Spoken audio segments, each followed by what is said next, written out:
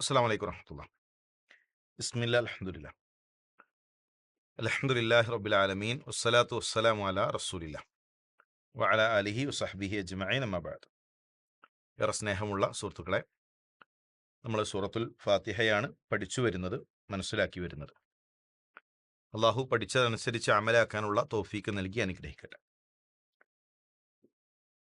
സിറാത്തുൽ മുസ്തഖീം അത് വളരെ വ്യക്തമായിക്കൊണ്ട് സൂറത്തുൽ ഫാത്തിഹയിൽ വിശദീകരിച്ചു. ഏതാണ് സിറാത്തുൽ മുസ്തഖീം, ഏതല്ല, ഇത് രണ്ടും പറയുന്നുണ്ട്. അൻഅംത അലൈഹിം അഥവാ നബിമാർ സഞ്ചരിച്ച, സിദ്ദീഖീങ്ങൾ സഞ്ചരിച്ച, ശുഹദാക്കൾ സഞ്ചരിച്ച, സ്വാലിഹീങ്ങൾ സഞ്ചരിച്ച മാർഗം. അപ്പൊ ഏതാണ് ആ വഴി എന്ന് നമ്മൾ മനസ്സിലാക്കി. ഇനി ഏതല്ല, അതും തൊട്ടടുത്ത വാക്കുകളിൽ നമുക്ക് കാണാൻ സാധിക്കും. ഗൈരിൽ മഗ്ദൂബി അലൈഹിം വലദ്ദാല്ലീൻ, കോപത്തിനിരയായ യഹൂദികളുടെ വഴിയല്ല. ഇൽമില്ലാതെ ഒരുപാട് അമലുകൾ ചെയ്ത് പിഴച്ചുപോയ നസാറാക്കളുടെ വഴിയുമല്ല.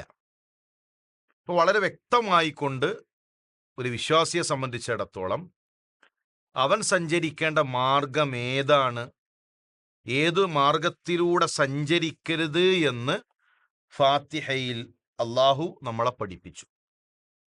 അപ്പം ആ വഴിയിലൂടെയാണ് നമ്മൾ സഞ്ചരിക്കേണ്ടത്. റസൂലുള്ളാഹി സ്വല്ലല്ലാഹു അലൈഹി വസല്ലം തങ്ങൾ കാണിച്ചു തന്ന മാർഗത്തിലൂടെ. രണ്ട് കാര്യങ്ങൾ ഇവിടെ വളരെ പ്രധാനപ്പെട്ടതാണ്. ഇൽമു നേടുകയും അത് അമലാക്കുകയും ചെയ്യണം. ആലിമുൻ ബിഇൽമിഹി ലം യഅമലൻ മുഅദ്ദബുൻ ഖബ്ല ഉബ്ബാദിൽ വസൻ. ഇൽമുണ്ട് എന്നിട്ട് അമലാക്കാത്ത മനുഷ്യൻ, വിജ്ഞാനമുണ്ട് പക്ഷെ അമലില്ല. വിഗ്രഹത്തെ ആരാധിക്കുന്നവൻ ശിക്ഷിക്കപ്പെടുന്നതിന് മുമ്പ് അവൻ ശിക്ഷ അനുഭവിക്കും. ഇൽമുണ്ടായി അമല് ചെയ്യാത്ത മനുഷ്യൻ, അയാൾ നരകത്തിലെ ശിക്ഷ അനുഭവിക്കുന്ന ഹദീസ് പറയുമ്പോൾ 3 തവണ മഹാനായ അബൂ ഹുറൈറ റളിയല്ലാഹു തആല ബോധം നഷ്ടപ്പെട്ട് താഴെ വീണു. അപ്പൊ നമ്മൾ ഏറെ പേടിക്കേണ്ട വിഷയമാണത്. ഒരു ഹക്ക് മനസ്സിലായാൽ പിന്നീട് അതിൽ നിന്ന് മാറി നിൽക്കരുത്. പലപ്പോഴും പല ആളുകളും, സമൂഹം, ഭൂരിപക്ഷം, ഞങ്ങളുടെ കാരണവന്മാർ കണ്ടുവന്നത് ഈ രൂപത്തിലാണ്, അല്ലെങ്കിൽ ഉപ്പ സമ്മതിക്കുന്നില്ല, ഉമ്മ സമ്മതിക്കുന്നില്ല, ഭാര്യ സമ്മതിക്കുന്നില്ല എന്നൊക്കെ പറഞ്ഞ് മനസ്സിലായ ഹക്കിൽ നിന്ന് മാറി നിൽക്കുന്നവരുണ്ട്. അതൊരിക്കലും ശരിയല്ല. അത് യഹൂദികളുടെ സ്വഭാവമാണ്. ഹക്ക് മനസ്സിലായിട്ടും അതിൽ നിന്ന് മാറിപ്പോവുക, അത് അള്ളാഹുവിൻ്റെ കോപത്തിന് കാരണമാകുന്ന സ്വഭാവ ഗുണമാണ്. രണ്ടാമത്തത്,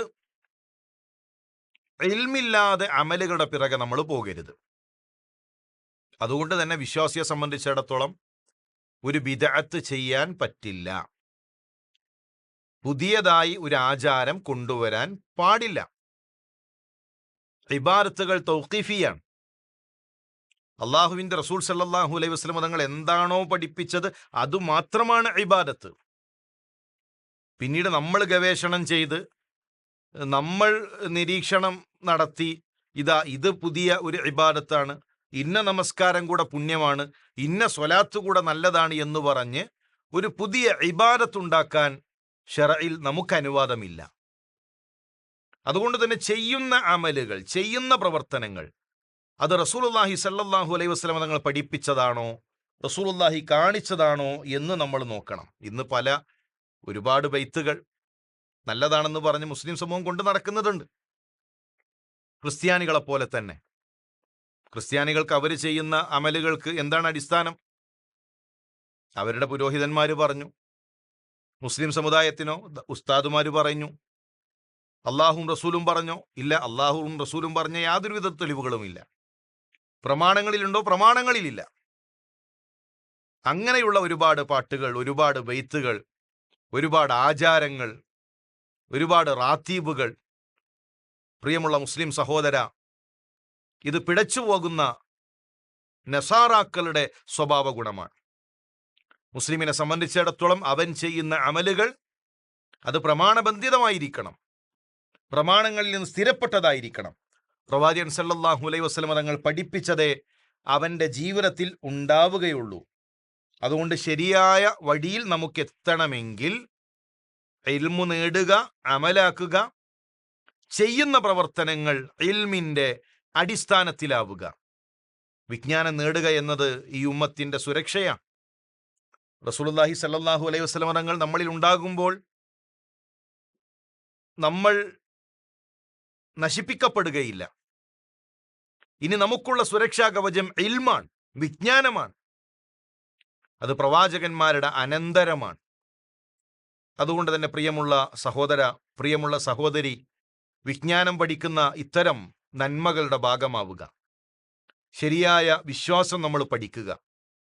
അറിയാത്ത ഒരുപാട് മനുഷ്യന്മാരുണ്ട്.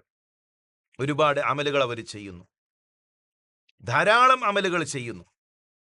പക്ഷേ ആ അമലുകൾക്ക് റസൂലുള്ളാഹി സ്വല്ലല്ലാഹു അലൈഹി വസല്ലം നമ്മുടെ സുന്നത്തുമായി യാതൊരുവിധ ബന്ധവുമില്ല. ഉറപ്പാണ് ആ അമലുകൾ അവർക്ക് നാളെ പരലോകത്തും ഉപകാരപ്പെടുകയില്ല. ജാറത്തിൻ്റെ മുന്നിൽ ചെന്ന് കരയുന്ന എത്രയോ മുസ്ലിം സഹോദരന്മാരുണ്ട്. അവിടെ ചെന്ന് സമ്പത്ത് ചിലവഴിക്കുന്നവരുണ്ട്. നോക്കൂ, റസൂലുള്ളാഹി സ്വല്ലല്ലാഹു അലൈഹി വസല്ലം തങ്ങളുടെ ഖബർ നമ്മുടെ ഉമ്മ ആയിഷ റളിയല്ലാഹു തആലയുടെ വീട്ടിലായിരുന്നു, റൂമിലായിരുന്നു. ആ ഖബറിനരികിൽ എന്തെങ്കിലും ഒരു പ്രത്യേകമായ സ്വലാത്ത് നമ്മുടെ ഉമ്മ സംഘടിപ്പിച്ചോ? ആ ഖബർ വരുമാനമാർഗമാക്കിയോ? ആയിഷ റളിയല്ലാഹു തആല അൻഹയുടെ ചിലവേറ്റെടുത്തിരുന്നത് അബ്ദുറഹ്മാൻ ഇബ്നു ഔഫ് റളിയല്ലാഹു തആല അൻഹുവാണ്. അബ്ദുറഹ്മാനെ, നിന്റെ പണം ആവശ്യമില്ല.